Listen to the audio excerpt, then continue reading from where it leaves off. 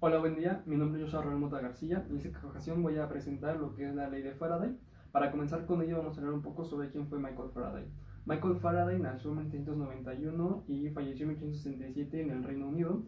Fue un físico y químico que se basó estudiando sobre el electromagnetismo y la electroquímica.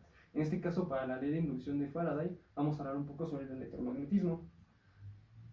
En cuanto a para poder establecer esta ley, realizó un experimento basado en un tubo de cartón que estaba enrollado por medio de alambres aislados, en el cual conectaba un voltímetro, como se ve en la imagen, en cada extremo para poder medir la intensidad de fuerza electromotriz que se generaba cuando un imán era atravesado, o bueno, un imán iba a través de este tubo, que era una forma de simbolizar lo que era una bobina.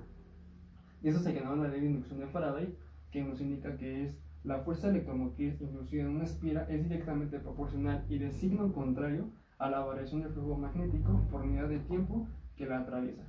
Eso quiere decir que la fuerza electromotriz, que es la fuerza que hace que los electrones fluyan a través de un conductor, generándose una corriente eléctrica, lo que estaría produciendo electricidad. En este caso vamos a hacer que el electromagnetismo genere electricidad.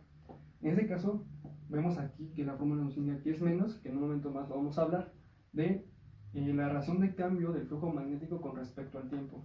Mientras hay una variación de campo magnético en una espira, va a producirse una corriente inducida. Y únicamente va a existir una corriente inducida mientras haya una variación de campo magnético. Si no hay, no va a haber una corriente inducida y por lo tanto no va a haber electricidad. Siempre va a ser con respecto a una razón de cambio con respecto al tiempo.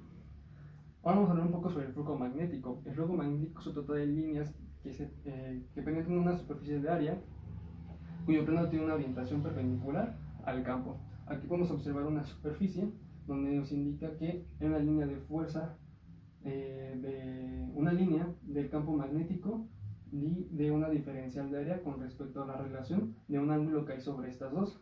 Es por ello que el flujo magnético va a ser igual a la integral, es decir, a la sumatoria de cada pedazo que hay en esta superficie del producto punto del campo magnético por el diferencial de área. Esto para una superficie plana. Cuando no es una superficie plana, es decir, cuando es una superficie cerrada, utilizamos lo que es una integral de línea cerrada. En este caso, podemos ver que la integral de línea cerrada del producto punto del campo magnético por el diferencial de área. Y observamos aquí que es una igualdad a cero. ¿Por qué va a ser una igualdad a cero? Porque, bueno, aquí vemos un imán de dos polos, norte y sur. Únicamente va a haber solo que va a haber imanes de dos polos, no va a haber de ninguna otra forma, no existen. Es decir, aquí podemos observar que hay líneas de campo que se generan cuando salen del norte y entran del sur, sobre una superficie cerrada, es decir, sobre esta esfera, como podemos ver en esta imagen. Al ser que estas líneas de campo salen del norte y entran de sur al sur, vamos a decir que no hay un flujo magnético, es decir, es nulo, siempre entra, sale y entra en el mismo lugar.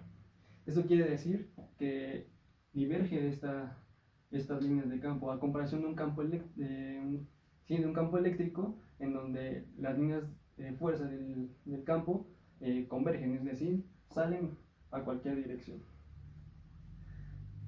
Como bien mencionamos en la ley de inducción de Faraday, vemos un signo negativo. Esto se debe a la ley de Lenz, que nos dice que el sentido de la corriente inducida es tal que tiende a oponerse a todo momento de la variación del flujo magnético que la produce. Es decir, aquí vemos dos ejemplos.